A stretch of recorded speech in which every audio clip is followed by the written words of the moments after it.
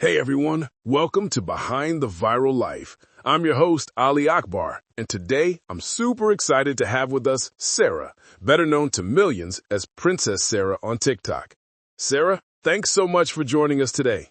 Thanks for having me, Ali. It's great to be here. So Sara, before we dive into your TikTok fame, I'd love to know a bit about your life before all of this. What was little Sara dreaming of becoming? It's funny. I was actually a really shy kid. I loved performing in my bedroom with the door closed, but I'd freeze up if anyone was watching.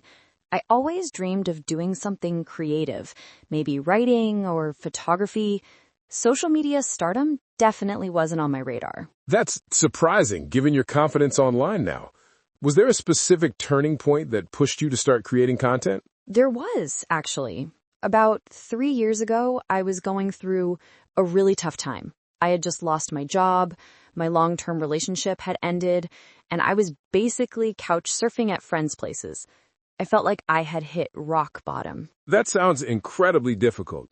How did you go from that low point to where you are now? It sounds strange, but TikTok became my escape. I started making these silly videos just to make myself laugh. I never expected anyone else would watch them. But my third video somehow got over 100,000 views, and I was shocked. People were commenting things like, "You made my day," or "I needed this laugh." That connection with strangers during my lowest point felt like a lifeline. And now you have over 5 million followers? How did you develop your unique content style? A lot of trial and error, honestly.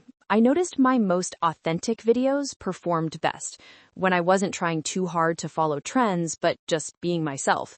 I started focusing on relatable daily life scenarios with my slightly self-deprecating humor. I think people appreciate that I'm not trying to show a perfect life. I'm showing the messy, sometimes awkward reality we all live in. Speaking of reality versus perception, how do you handle criticism online? I imagine with millions of followers, you must encounter some negative comments. Oh, absolutely. That was actually the hardest adjustment. Early on, I'd obsess over every negative comment. One person could say something cruel, and I'd completely ignore the thousands of positive comments. It really affected my mental health. How did you overcome that? I established strict boundaries. I limit my time reading comments to 30 minutes a day. I remember that people who leave cruel comments are often projecting their own issues. And most importantly, I built a support network of fellow creators who understand exactly what this is like. We check in on each other regularly. That sounds really healthy. What about content creation strategies? Do you have a particular approach that works for you? Consistency has been key for me. I post twice daily at times when my audience is most active. I always film in batches when I'm feeling creative, so I have content ready for when I'm not. And I've learned that perfection is the enemy of progress. Sometimes my most imperfect videos perform the best because they're genuine. And is there a big difference between Princess Sara online and the real you? Less than people might think. I'm not playing a character, I'm just showing a heightened version of myself. But there's definitely a lot people don't see. The days when I'm exhausted or sad and still have to create content. The hours of planning and editing behind a 15-second clip. The business side of managing brand deals and my team. What advice would you give to someone just starting out who dreams of following a similar path? Create content that genuinely excites you.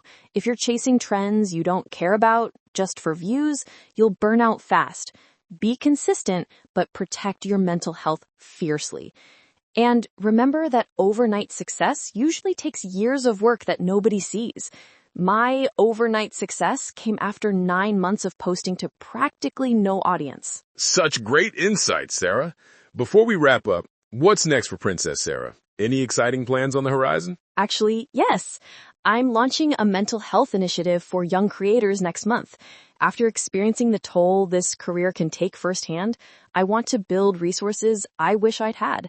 And I'm writing a book about my journey, the unfiltered version that doesn't make it to TikTok. That sounds amazing. I'll definitely be watching for both of those projects. Sara, Thank you so much for sharing your story with us today and giving us this glimpse behind the viral life. Thanks for having me, Ali. And to everyone listening, remember, there's always more to the story than what you see in a 15-second clip. And that wraps up today's episode of Behind the Viral Life. I'm your host, Ali Akbar, thanking you for listening, and we'll catch you next time.